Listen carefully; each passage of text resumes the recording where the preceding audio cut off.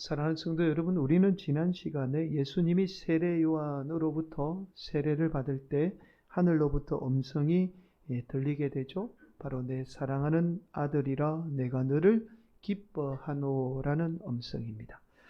누가는 이제 예수님이 세례를 받을 때 하늘로부터 들렸던 이 음성이 하나님으로부터 기인한다는 사실을 증거하기 위해서 예수님의 족보를 의도적으로 상향식으로 기록하게 되죠. 즉 예수님으로부터 시작해서 하나님까지 이르는 아주 독특한 족보를 기록하게 됩니다. 여러분, 우리는 세상을 살면서 수많은 음성을 듣게 됩니다. 그런데 특히 우리 내면에서 이 들려오는 음성은요, 끊임없이 우리를 스스로 무너뜨리게 돼요. 또한 세상 사람들에게 듣는 음성이 우리의 삶을 무너뜨리며 우리를 절망 가운데 몰아넣기도 합니다. 자, 그러나 우리가 오늘날 반드시 들어야 할 음성이 바로 예수님이 세례를 받을 때 하늘로부터 들렸던 음성이에요. 내 사랑하는 자녀야, 내가 너를 기뻐해. 누구보다도 내가 너를 기뻐한단다 라는 하나님의 음성입니다. 하나님이 바로 저와 여러분에게 이 말씀하시기 위해서, 내가 너 사랑해. 너는 내 사랑하는 자녀야. 내가 너를 누구보다도 기뻐해 라는 이 말씀하시기 위해서 예수님을 십자가에 대신 죽게 하신 거죠. 사랑하는 성도 여러분, 오늘도 우리 성도들이 내 사랑하는 아들이라 내가 너를 기뻐한다 라는 이 하나님의 음성으로 힘들고 어려운 세상을 잘 이겨내시는 복된 성도들이 되시기를 예수님의 이름으로 간절히 축원을 드리겠습니다. 여러분, 오늘 본문의 말씀은 예수님이 광야에서 마귀로부터 시험을 받은 이 내용을 기록한 말씀이죠. 예수님이 성령님에 이끌려 광야에서 40일 동안 금식을 하게 되죠. 1절은 이렇게 말씀합니다. 예수께서 성령의 충만함을 입어 요단강에서 돌아오사 광야에서 40일 동안 성령에게 이끌리시며, 마귀는 예수님이 성령님에 이끌려 40일 동안 아무것도 먹지 못했다는 사실을 알게 됩니다. 그러자 예수님을 시험하게 돼요. 첫 번째 시험이 바로 돌로 떡이 되게 하라는 시험이죠. 3절에 이렇게 말씀해요. 마귀가 이르되 내가 만일 하나님의 아들이어든 이 돌들에게 명하여 떡이 되게 하라. 그러자 예수님이 이렇게 대답합니다. 4절 말씀이 예수께서 대답하시되 기록된 바 사람이 떡으로만 살 것이 아니라 하였느니라.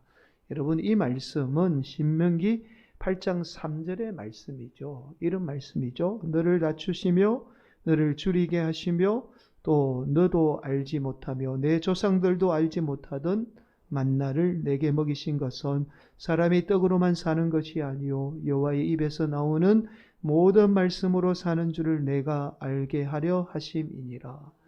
여러분, 인간에게 먹고 마시는 문제만큼 중요한 문제는 없습니다.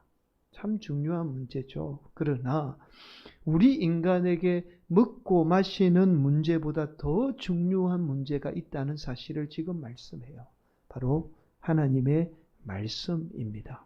결국 이 말씀은요, 우리 인간이 먹고 마시는 인간의 이 원초적인 욕망에 이끌려 사는 인생이 아니라 하나님의 말씀대로 사는 인생이 되어야 한다는 사실을 지금 말씀하고 있는 거예요. 자, 마귀는 예수님이 굶주려 있다는 사실을 알고는 첫 번째 시험을 한 후 예수님이 마귀의 시험에 들지 않자 다시 예수님을 두 번째 시험하게 됩니다. 그 말씀이 5절 6절 말씀이죠. 마귀가 또 예수를 이끌고 올라가서 순식간에 천하 만국을 보이며 이르되 이 모든 권위와 그 영광을 내가 네게 주리라. 이것은 내게 넘겨준 것이므로 내가 원하는 자에게 주노라. 마귀는 예수님에게 천하 만국을 다 보여주며 이 세상의 모든 권위와 영광을 다 주겠다고 시험해요. 그런데 이러한 천하 만국의 권세와 영광에는 하나의 조건이 붙습니다. 그 조건이 바로 7절이죠. 이렇게 마귀는 말해요. 그러므로 내가 만일 내게 절하면 다 내 것이 되리라. 마귀를 섬기게 되면 천하 만국의 모든 권위와 영광을 다 주겠다는 시험이죠. 그러자 예수님이 이 마귀의 시험에 이렇게 대답합니다. 8절이죠. 예수께서 대답하여 이르시되 기록된 바, 하나님의 말씀이에요. 하나님의 말씀에 주 너의 하나님께 경배하고 다만 그를 섬기라 하였느니라. 우리 인간이 섬겨야 할 대상이 오직 하나님 한 분밖에 없다는 사실을 말씀합니다. 여러분, 놀랍게도 예수님은 마귀의 시험을 하나님의 말씀으로 이겨내게 되죠. 그러자 이번에는 오히려 이 마귀가 하나님의 말씀으로 예수님을 시험하게 돼요. 자, 그 말씀이 10절이에요. 기록되었으되 하나님이 너를 위하여 그 사자들을 명하사 너를 지키게 하시리라 하였고, 마귀는 시편의 말씀으로 예수님을 시험하게 됩니다. 여러분, 우리가 하나님의 말씀이라고 믿는 성경 말씀마저도 마귀의 도구가 될 수 있어요. 여러분, 하나님의 말씀이, 성경 말씀도 인간의 욕망을 위해서 얼마든지 이용될 수 있어요. 오늘날 많은 교회의 목회자들이 하나님의 말씀을 이용해서 자신의 욕망의 도구 삼고 있는 거죠. 이 욕망의 도구가 여전히 성도들이, 이 말씀을 듣는 성도들이 그 하나님의 말씀을 자신의 욕망의 도구로 삼고 있는 거예요. 자, 그러자 예수님이 이렇게 대답해요. 12절입니다. 예수께서 대답하여 이르시되 주 너의 하나님을 시험하지 말라 하였느니라. 아마도 예수님이 이 말씀을 했을 때에 마귀는 아마 상당히 충격을 받았을 겁니다. 왜냐하면 마귀는 예수님이 인간의 몸으로 이 땅에 온 나약한 하나님의 아들이라고만 생각했어요. 예수님이 하나님 자신이라는 사실은 미처 알지 못했던 겁니다. 예수님이 곧 하나님이잖아요. 예수님이 하나님이라는 사실을 알지 못했던 거예요. 그런데 예수님이 하나님의 아들이자 곧 하나님 자신이라는 사실을 밝히게 됩니다. 마귀는요, 하나님으로부터 모든 것을 허락받은 존재예요. 인간을 시험할 수 있도록 허락을 받았죠. 그런데 하나님만은 마음대로 할 수 없어요. 마귀가 절대 할 수 없는 게 하나님은 절대로 시험할 수 없습니다. 그래서 하나님은 마귀의 시험의 대상이 될 수 없었던 거죠. 그러자 예수님이 곧 내가 하나님이다 라는 사실을 밝히게 되자 마귀는 예수님을 시험하지 못하고 예수님을 떠나게 되었던 겁니다. 오늘 본문 13절은 이렇게 말씀하죠. 마귀가 모든 시험을 다한 후에 얼마 동안 떠나니라. 여러분, 우리는 흔히 예수님의 이름으로 부르짖으면 우리 삶의 역사하는 마귀는 떠나게 된다라고 알고 있어요. 대부분 제 교회에서 가르치는 것이 예수님의 이름으로 부르짖으면 마귀는 떠난다고 그렇게 가르칩니다. 그래서 우리가 기도할 때마다 마귀가 떠나기를 간절히 부르짖어요. 나사렛 예수 그리스도 이름으로 맹하노니 마귀는 떠날지어다. 그렇게 부르짖잖아요. 그런데 우리가 그렇게 마귀가 떠나기를 부르짖고는 우리는 우리의 욕망을 위해서 다시 부르짖습니다.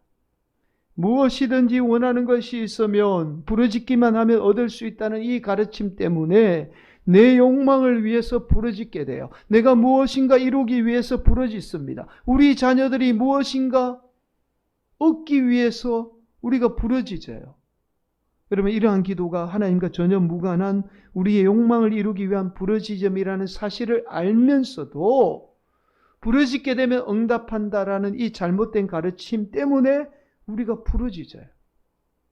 여러분, 이러한 모습이 오늘날 대부분의 성도들의 모습입니다. 그런데요, 여러분, 이러한 잘못된 가르침이 오늘날 성도들의 삶이나 교회 공동체 안에 무서운 결과를 가져와요. 여러분, 그 사실을 알아야 돼요. 잘못된 가르침이 오늘날 성도들이나 교회 안에 아주 엄청난 결과를 가져와요. 여러분, 사실 이러한 잘못된 가르침이 우리 성도들의 삶에 무서운 결과를 가져온다는 그 사실 자체도 우리 성도들이 잘 몰라요. 그리고는 욕망을 향해서 오로지 자신의 그 삶에 이루고자 하는 그 욕망을 위해서 부르짖고 있는 거죠. 오늘날 성도들이 욕망을 이루기 위해서 부르짖고 있는 겁니다. 여러분, 오늘 본문의 말씀은 예수님이 마귀로부터 시험받은 단순한 말씀이 아니에요. 우리의 삶에 아주 중요한 말씀을 합니다. 여러분, 오늘 본문의 말씀은 우리 인생에 있어서 끊임없이 역사해요. 성도들을 괴롭히는 끊임없이 역사하는 마귀의 역사에서 우리 성도들이 벗어날 수 있는 방법에 대해서 말씀하고 있어요. 그래서 그만큼 우리 삶의 중요한 말씀이 바로 오늘 본문의 말씀입니다. 여러분, 우리 성도들이 오늘 말씀을 듣게 되면요, 사탄과 마귀의 실체에 대해서 알게 될 거예요. 여러분 조금 은혜롭지 않을 거예요, 오늘 설교가. 그러나 오늘 설교가 여러분 삶에 아주 중요한 말씀입니다. 반드시 붙들어야 돼요. 이 말씀을 통해서 사탄 마귀가 우리의 삶에 어떻게 역사하는지 아마 깨닫는 은혜가 임하게 될 줄 믿습니다. 오늘도 말씀 붙들고 여러분 삶 가운데 마귀가 떠나가는 놀라운 역사가 임하기를 예수님의 이름으로 간절히 축원을 드립니다. 여러분 먼저 예수님이 마귀로부터 받았던 시험이 우리에게 무슨 말씀을 하는지 그 의미를 제대로 이해하기 위해서 세계적인 심리학자가 있어요. 여러분 유대인이면서 세계적인 심리학자가 있는데 이분이 메슬로우라는 심리학자입니다. 이분이 인간의 욕구는 5단계로 나눈다라고 그렇게 주장을 합니다. 여러분 잘 안 보이실 건데 제가 조금 읽어드릴게요. 이 첫 번째는 생리적인 욕구입니다.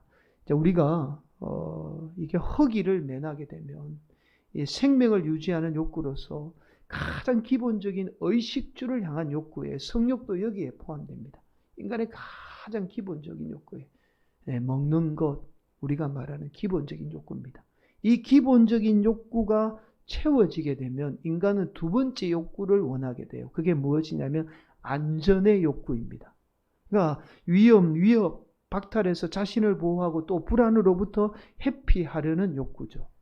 이 욕구가 조금 충족이 되면 세 번째 욕구로 나아가요. 애정, 소속 욕구입니다. 가족, 친구, 친척 등과 친교를 맺고 또 원하는 집단에 기속되고 싶어 하는 욕구이죠. 이 욕구가 만족이 되면요, 다음 단계의 욕구가 발동이 됩니다. 그것이 바로 존중의 욕구예요. 사람들로부터 존중받고 싶죠. 인정받고 싶은 거예요. 이 욕구가 자아, 존중의 자신감, 성취, 존경 등에 관한 욕구로 발전하게 됩니다.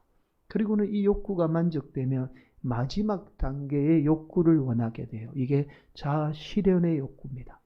자기를 계속해서 발전하고자 자신의 잠재력을 최대한 발휘하고자 하는 욕구입니다. 이것이 메슬로우의 인간 욕구 5단계를 구분을 하고 있습니다. 여러분 예수님이 마귀로부터 받은 첫 번째 시험이 바로 돌이 떡에 되게 하라는 시험이죠. 예수님이 마귀에게 받았던 첫 번째 시험이 바로 메슬로우의 생리적인 욕구, 가장 기초적인 욕구의 시험이라는 사실을 우리가 알 수 있죠. 우리가 나누고 있는 누가복음에는 세 번째 시험으로 나오지만 다른 성경에 의하면 두 번째 시험이에요. 바로 성전 꼭대기에서 예수님에게 뛰어내리라는 시험이죠. 이 시험은 하나님의 아들이신 예수님에게 하나님께서 천사를 보내 절대로 다치지 않도록 보호해 주신다는 시험이죠. 이것은 메슬로에 따르면 2단계와 3단계의 욕구와 관계가 있습니다. 인간은 생리적인 욕구가 충족되면 다음 단계로 자신의 안전을 추구하고 또한 불안으로부터 자신을 보호하려는 욕구가 생기게 돼요. 이런 안전 욕구와 불안 회피 욕구는 우리가 어딘가에 소속됨으로 이러한 욕구가 해결이 됩니다. 그래서 우리가 자꾸만 어디엔가 소속이 되어야 조금 불안감이 덜한 거죠. 안전하다고 생각을 하는 거예요. 세 번째 시험이 바로 마귀가 예수님을 세상에서 가장 높은 곳에 데리고 와서 천하 만국의 모든 영광과 권세를 다 주겠다는 시험이죠. 인간은 세상의 화려함을 보면 그것을 소유하려는 권세를 가지고 싶고 또한 그 물질을 마음껏 사용하고 싶은 욕망을 가지게 돼요. 이것은 메슬로우에 의하면 4단계, 5단계의 욕구입니다. 남에게 존중받고 남을 지배하고 싶은 인간의 마지막 욕구이죠. 생리적 욕구가 충족되고 더 이상의 우리의 삶의 위험의 요소가 사라지고 그 욕구가 충족이 되면 인간은 다음 단계인 자아 성취를 위한 욕구를 위해서 끊임없이 달려가게 돼요. 여러분 예수님의 이 세 가지 시험과 메슬로우의 이 5단계의 욕망은 정말 놀라울리만큼 닮아 있습니다. 자, 이 말은 결국 마귀는요, 인간의 욕망을 이용해서 끊임없이 우리의 삶에 역사하게 된다는 사실을 말씀해요. 여러분, 우리가 가지면 가진 대로 마귀가 역사가 있고요. 부족하면 부족한 대로 마귀가 역사가 있어요. 우리가 많이 가지면 역사하지 않을 것 같고, 신앙이 좋거나 아니면 많이 배우면 역사하지 않을 것 같지만 그렇지 않습니다. 그때마다 마귀는 우리에게 교묘하게 역사하게 되는 거예요. 저와 여러분이 아무리 예수를 믿고 예수님의 이름으로 마귀를 쫓아내도 저와 여러분이 자신만의 욕망을 위해서 살게 되면 저와 여러분의 삶에 마귀의 역사는 늘 끊이지 않는다라는 겁니다. 그래서 우리가 너무나 잘 아는 말씀이죠. 베드로전서 5장 8절은 이렇게 말씀해요. 근신하라, 깨어라. 너희 대적 마귀가 우는 사자같이 두루다니며 삼킬 자를 찾나니. 우리가 어떠한 처지에 놓여 있어도 우리가 우리의 욕망에 사로잡혀 있는 한은 마귀가 우리의 삶에 우는 사자와 같이 늘 역사할 수밖에 없다는 사실을 지금 말씀하고 있는 거예요. 사랑하는 성도 여러분, 그래서 예수님이 오늘 본문에 이렇게 말씀해요. 8절 말씀입니다. 아주 중요한 말씀이에요. 우리 함께 봉독합니다. 예수께서 대답하여 이르시되 기록된 바 주 너의 하나님께 경배하고 다만 그를 섬기라 하였느니라. 저와 여러분이 오직 하나님만을 섬기게 될 때에 우리의 욕망을 통해서 역사는 마귀는 떠나가게 돼요. 반면에 저와 여러분이 오직 내 욕망을 위해서 살게 되면, 오직 자신만을 위해서 삶을 살게 되면 우리의 삶에 마귀의 역사는 끊이지 않게 돼요. 그래서 저와 여러분이 하나님의 온전한 자녀로 살지 못하게 하는 거죠. 사랑하는 성도 여러분, 우리가 이 땅을 살면서 욕망에서 벗어나 완전히 자유로울 수 없어요. 그래서 욕망은 우리의 삶을 늘 좌우합니다. 결국 욕망으로 인해서 우리의 삶에 마귀는 항상 역사하게 되는 거예요. 누구도 피해갈 수 없어요. 이것은 우리가 단순히 예수님을 믿는다고 해서 마귀의 역사에서 벗어날 수 있는 단순한 문제가 아니에요. 그냥 부르짖는다고 해서 해결되는 문제가 아닙니다. 그래서 인간의 욕망 때문에 예수 믿으면서도 욕망의 노예로 사는 수많은 성도들을 보게 돼요. 오늘날 교회 안에도 예수 믿는다고 하면서 여전히 자신의 욕망 때문에 노예의 삶을 살고 있는 거예요. 자유하지 못하고 살고 있는 거예요. 그러나 저와 여러분이 욕망을 따라 살지 않고 오직 하나님만을 섬기게 되면 우리의 삶의 마귀는 반드시 떠나가게 됩니다. 오늘도 사랑하는 우리 성도들이 내 욕망을 위해 사는 인생이 아니라 하나님의 말씀대로 하나님만을 섬기는 복된 성도들이 되시기를 간절히 축복합니다. 여러분, 20세기 미국을 대표하는 신학자 중에 한 분이 계세요. 시카고 대학의 랭던 길키 교수님입니다. 이분은 처음부터 예수님을 믿은 사람이 아니에요. 하나님을 믿지 않았습니다. 그런데 이분이 하나님을 믿게 된 결정적인 계기가 있습니다. 랭던 길키 교수님은요, 1939년에 하버드 대학을 수석으로 졸업하고 그 다음에 중국 북경으로 가서 영경대학에서 중국 사람들에게 영어를 가르치게 됩니다. 이때 중일 전쟁이 발발하게 돼요. 일본이 중국을 점령한 후에요, 중국 내에 있던 외국인들을 다 이게 수용소를 만들어서 수용을 다 하게 됩니다. 여러 곳에 수용소를 만들어서 집단으로 수용소 생활을 하게 돼요. 이때 랭던 길키 교수님도 26살의 나이입니다. 아주 어린 나이에 산둥 수용소에서 2년 반이라는 아주 긴 시간 동안 그 힘든 수용소 생활을 하게 되죠. 나중에 랭던 길키 교수님이 이곳 산둥 수용소에서 경험한 경험을 기록한 책이 산둥 수용소라는 책입니다. 아주 인간의 심리를 잘 드러낸 아주 유명한 책이에요. 이 산둥 수용소의 책에 보면 여러분, 수용소에서 무엇보다도 중요한 문제가 바로 먹고 자는 문제죠.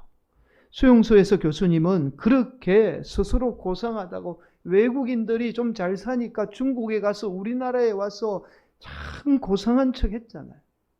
근데 그렇게 고상한 척 외쳤던 수많은 부류의 사람들이 자신의 욕망 때문에 처참하게 무너지는 광경을 직접 눈으로 목격해요. 지식이 소용없고 가진 것이 소용없더라는 거예요. 여러분, 한 번은 수용소 내에서 이런 일이 일어나게 돼요. 수용소 내의 숙소는 겨우 한 사람이 누울 수 있는 아주 작은 공간에서 생활하게 됩니다. 딱 10명이 겨우 누울 수 있는 공간이에요. 그런데 한 숙소는 이 11명이 거주하게 되고 그 바로 옆에 있는 숙소는 9명이 거주하게 돼요. 자, 그러면 당연히 11명이 있던 숙소에서 한 명이 9명이 있는 숙소로 옮겨가는 게 맞잖아요. 10명, 10명이 되잖아요. 그래야 11명이 있던 숙소에 이 사람들이 10명이 사용해서 그나마 좁은 공간이지만 그나마 잠을 제대로 잘 수가 있는 거예요. 한 사람이 깨워놓을 수 있으니까. 그런데 이 관리하도록 일본이 스스로 관리자를 세웠어요. 그 관리자들이 9명이 있던 숙소에 가서 제발 1명을 좀 더 받아라. 그래서 10명이 잘 수 있도록 그렇게 해달라고 그렇게 설득을 합니다.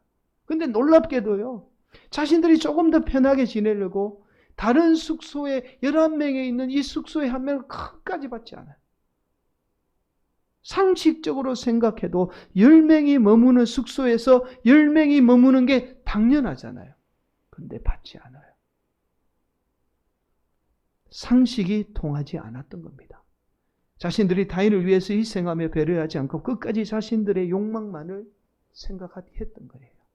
이때 랜던 킬키 교수님은 인간의 욕망이요, 인간의 이성마저도 마비시켜서 인간이 도저히 이성적인 판단을 할 수 없는 지경에 이른다는 놀라운 사실을 발견하게 돼요. 여러분, 인간이 원초적이기 때문에 원초적인 욕망에 이끌려 사는 사람은요, 그 욕망이 자신의 이성적인 판단조차도 하지 못하게 만들어버리는 거죠. 또 한 번은요, 수용소에서 온갖 도둑질이 난무합니다. 먹을 것이 부족했던 수용소 내에서 하루에 수백 명에게 배급되는 고기조차도 매번 도둑질 당하는 광경을 목격해요. 여러분, 하루에 수백 명에게 배급되는 고기가 한번 배급이 되면 겨우 70kg 정도밖에 안 돼요. 너무 부족해요. 그런데 이 부족한 거를 또 도둑질하는 거예요.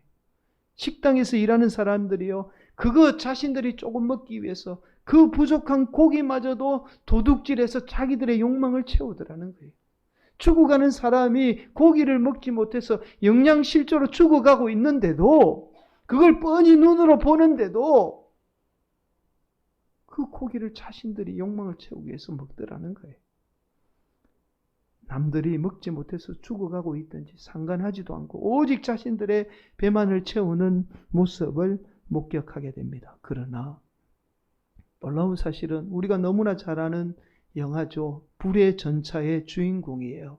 에릭 리델이죠. 실제로 여러분, 주일날 올림픽이 열려서 주일날 출전을 거부해서 메달을 따지 못했던, 그러나 다른 종목에, 자기 주 종목이 아닌 다른 종목에 출전해서 메달을 딴 에릭 리델이 실제로 중국에 선교하러 갔다가 이 산둥 수용소에서 이 교수님과 함께 실제로 수용소 생활을 하게 돼요. 그런데요, 이 에릭 리델과 같은 신앙인은요, 절망적인 순간에도 끝까지 신앙의 가치를 잃지 않고 인간이 지켜야 할 숭고한 삶을 선택하게 됩니다. 그 절망의 순간에도 자신보다 먼저 타인을 위해서 희생하는 삶을 살게 돼요. 그래서 그 절망적인 수용소에서 죽어가는 수많은 생명을 구원합니다. 내가 먹을 것을 죽어가는 영혼을 위해서 기꺼이 내놔요.